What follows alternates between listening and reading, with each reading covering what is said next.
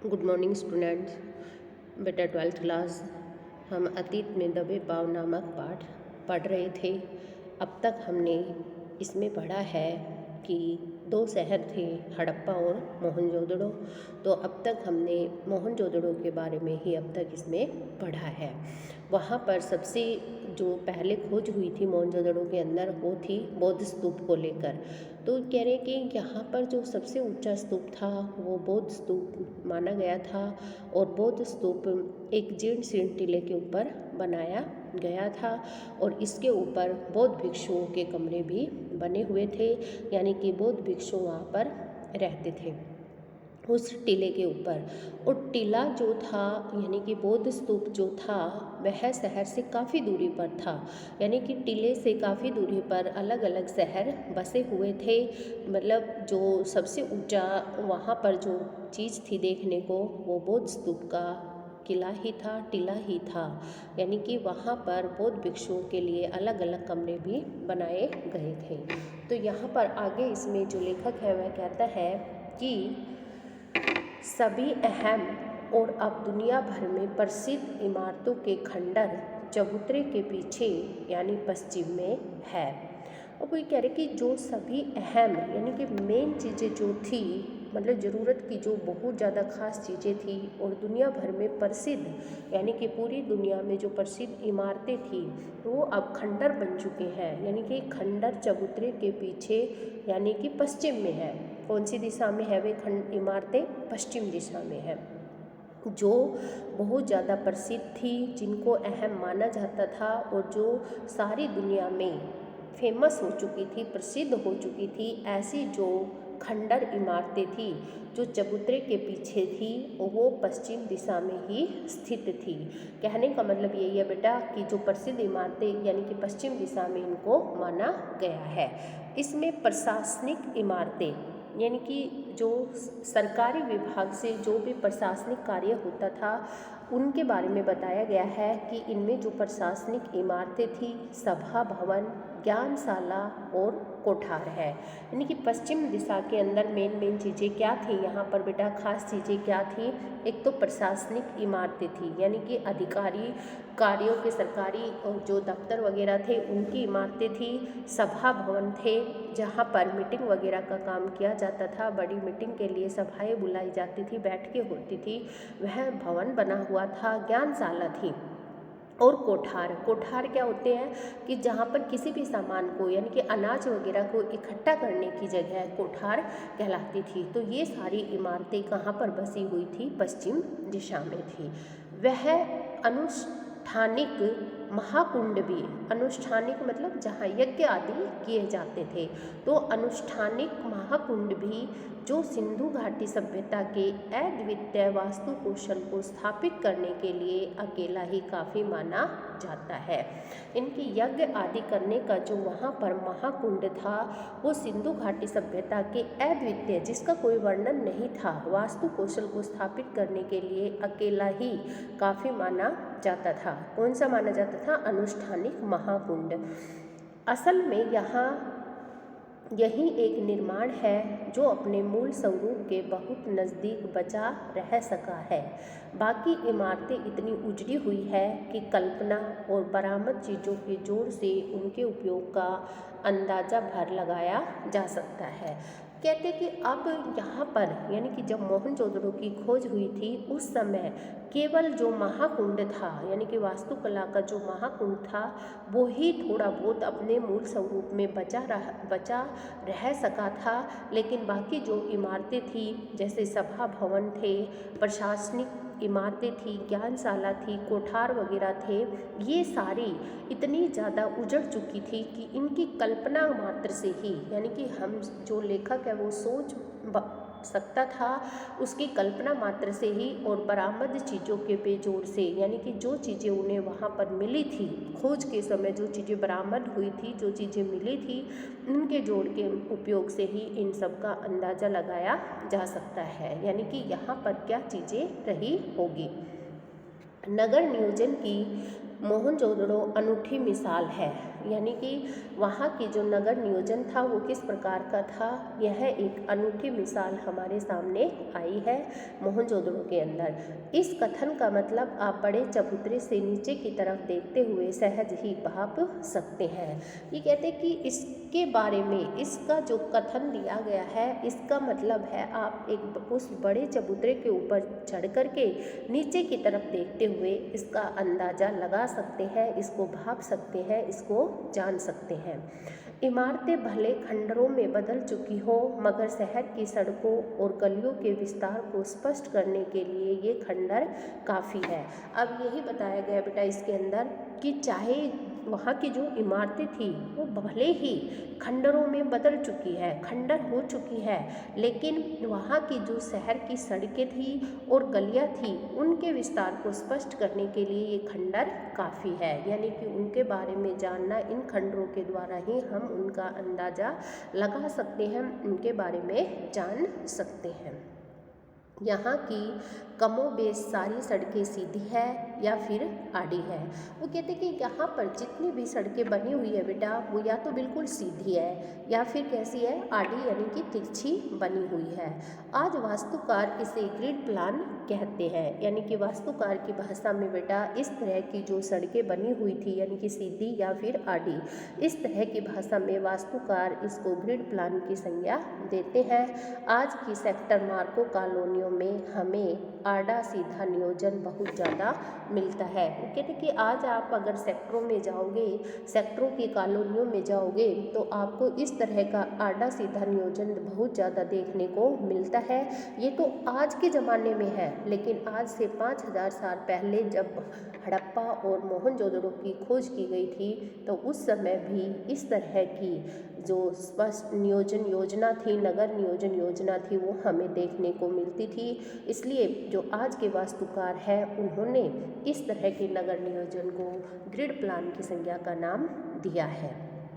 लेकिन वह रहन सहन जो नीरस बनाता है, शहरों में नियोजन के नाम पर भी हमें अराजकता ज़्यादा हाथ लगती है।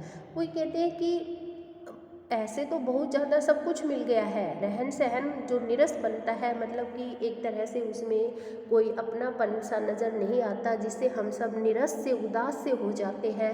तो कह रहे कि इसमें यही बताता है बेटा लेखक कि शहरों में जो नियोजन के नाम पर हमें अराजकता ही हाथ लगती है, यानी कि निराशा ही हाथ लगती है, हमारे हाथों कुछ नहीं लगता। ब्रासीलिया या चंडीगढ़ और इस्लामाबाद, अब देखो इन्होंने कौन कौन से शहरों के बारे में कहा है कि शहरों में ब्रासीलिया या चंडीगढ़ या इस्लामाबाद, ये 3 शहरों के नाम यहाँ पर बेटा बताए हैं। ग्रिड शैली से के शहर है जो आधुनिक नगर नियोजन के प्रतिमान ठहराए जाते हैं। यानी कि आज आधुनिक युग में, आधुनिक समय में, वर्तमान समय में इन 3 शहरों को ही ग्रिड प्लान शैली की संज्ञा दी गई है। ये तीनों शहर ही आज आधुनिक नगर नियोजन के प्रतिमान बताए जाते हैं। लेकिन उनकी बसावट शहर के खुद विकसने का कितना अवकाश छोड़ती है, इस पर बहुत शंका प्रकट की जाती है। अब यहाँ पर लेखक कहता है कि इनकी जो बसावट है, इनकी जो ग्रिड प्रणाली की जो बसावट है बेटा, वो शहर के खुद विकसने का कितना अवकाश छोड़ती है, यानी कि कितनी जगह वो खाली छोड़ती है, इस पर आज भी शंका प्रकट की जा सकती है। आज भी इसके ऊपर संदेह होता है।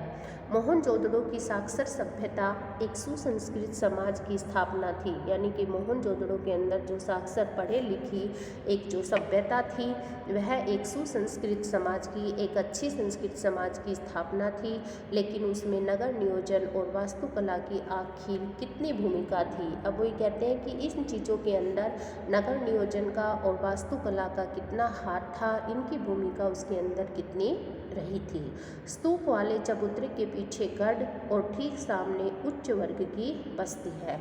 अब अगले पहरे के अंदर अगले इसमें गद्यांश में जो लेखक है वो बताता है कि जो स्तूप वाला चबूतरा बना हुआ था, यानी कि मोहनजोदड़ो में जो सबसे ऊंचा स्तूप बना हुआ था, उस चबूतरे के पीछे क्या था, गढ़ था, और उसके ठीक सामने क्या थी, उच्च वर्ग की बस्ती थी। यानी कि बहुत ही उच्च वर्ग के लोग रहते थे, उच्च जाति के लोग वहाँ पर बसते थे। उसके पीछे 5 किलोमीटर दूर सिंधु बहती है, यानी कि उस स्तूप के पीछे की साइड यानी कि 5 किलोमीटर दूरी पर जो सिंधु नदी बहती है।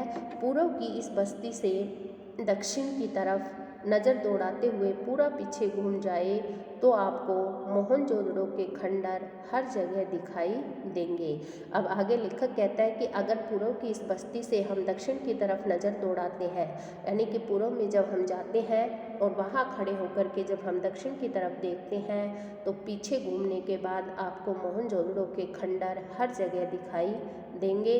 दक्षिण में जो टूटे फूटे घरों का जमघट है, यानी कि दक्षिण दिशा के अंदर जितने भी टूटे फूटे घर है, जितना भी जमघट है, वह कामगारों की यानी कि जो मजदूर लोग हैं उनकी बस्तियां वहाँ पर बसी हुई है बेटा।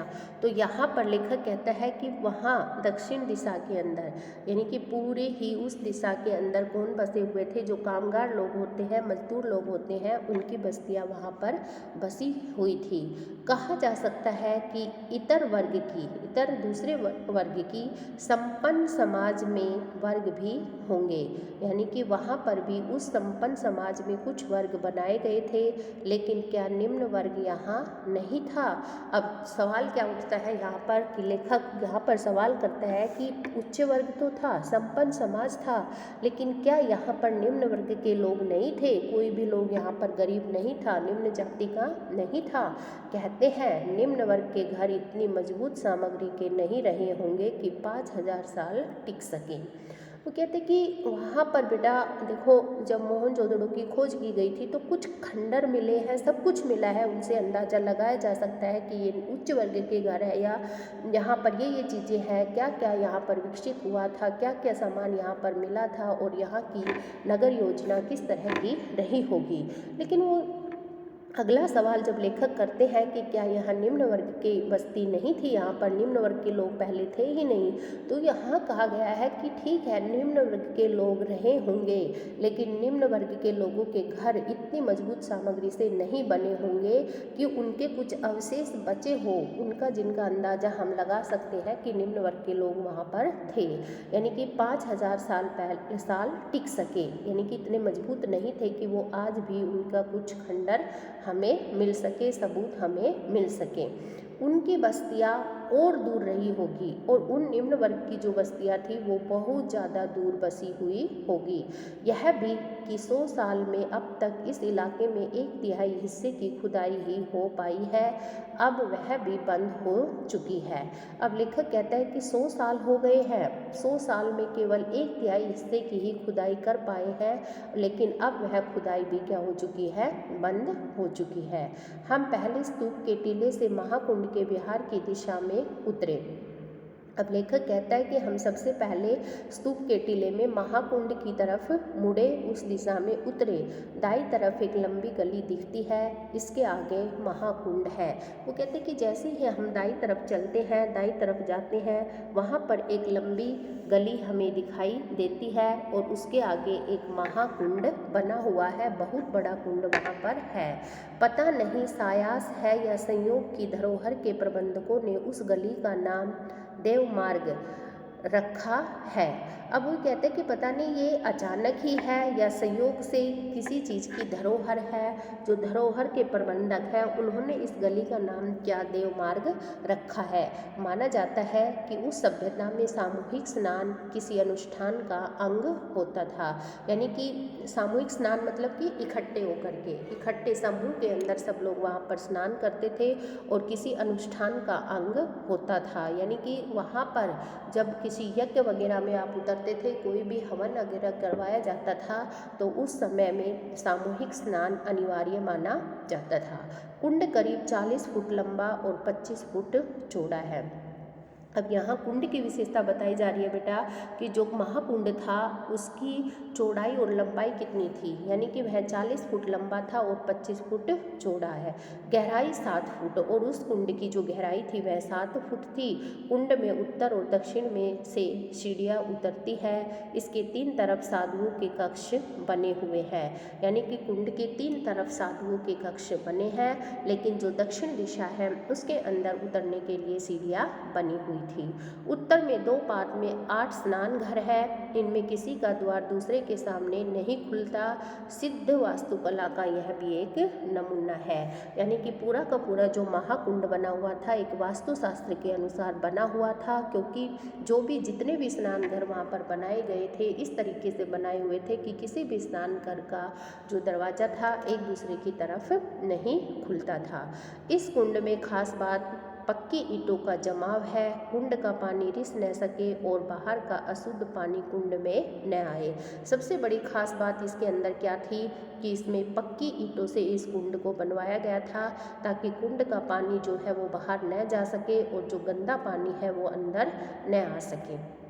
इसके लिए कुंड के तल में और दीवारों पर ईंटें के बीच चूने और चिरोड़ी के गारे का इस्तेमाल हुआ है। पार्श्व की दीवारों के साथ दूसरी दीवार खड़ी की गई है जिसमें सफ़ेद डामर का प्रयोग है। कुंड के पानी के बंदोबस्त के लिए एक तरफ कुआं है, दोहरे घेरे वाला यह अकेला कुआं है। अब वो कहते हैं कि कुंड में पानी भरने के लिए किसका प्रबंध किया गया है बेटा, किसका, कुएं का। इसकी तरफ एक कुआं है और दोहरे घेरों वाला यह अकेला कुआं है। इसे भी कुंड के पवित्र या अनुष्ठानिक होने का प्रमाण माना गया है। किसको, कुएं को। कुंड से पानी को बाहर बहाने के लिए नालियाँ है।